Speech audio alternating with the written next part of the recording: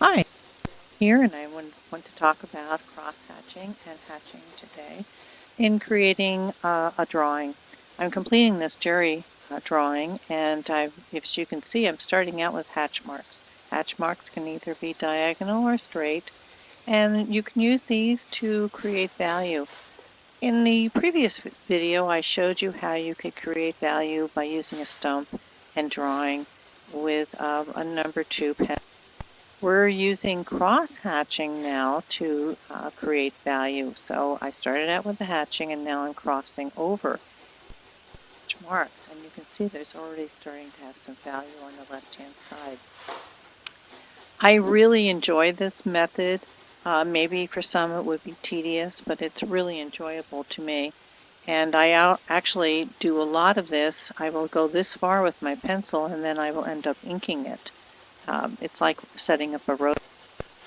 Anyway, I'm going to continue doing the cross-hatching, and I'm using a mechanical pencil. I like using pencils, these kinds of pencils, because there's always a point, a sharp point, and also an eraser.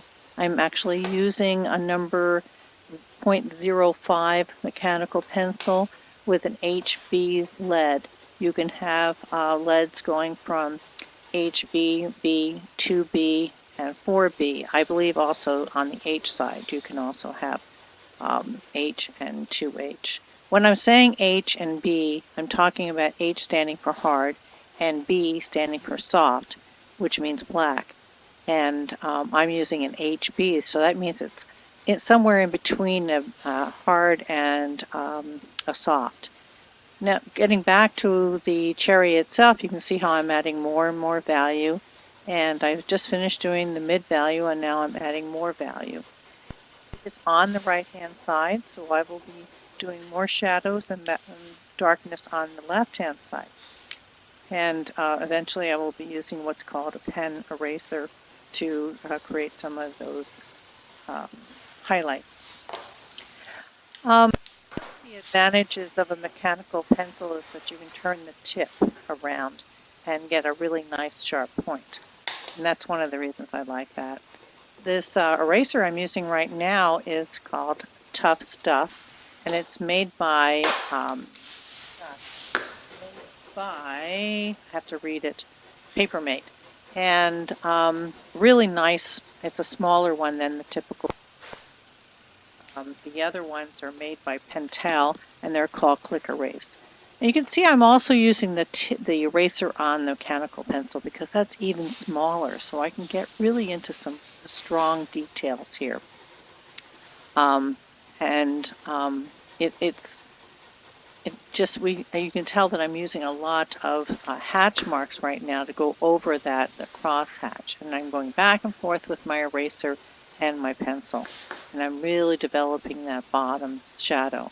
Now I'm going to be doing the cast shadow, which is on all of these cherries, and I'm using a hatch mark to start out, and I will do that, and then I'm working on that grounding line as well. And I'm cleaning up all along the whole time, making sure that the edge is nice and clean. And you'll notice I'm using a brush. Very often I'll use a brush instead of my hand, because if you don't, then you can scrape some graphite on the paper with your hand. What I'm using now is called a kneadable eraser, and I can use this in any shape or form. I really like this because I can make it as tight as for a line, or what I'm doing right now is lifting up some of that graphite. What's really cool about this is that since I'm working in pencil, I don't really have to worry about making mistakes. With my pencil and my eraser, I can reshape things over and over again. I can what I call adjust and modify all along. So I'm not worried about, oh my goodness, I'm going to make a mistake. Now, if you're working in pen, then that's a little bit different. And that's why I do everything in pencil first before I do pen. As you can see, now I'm tweaking the other. Very often you'll start working on one cherry or one object in a drawing, and you'll see, oh, I could really improve this other area. And that's perfectly acceptable. You can make changes all along.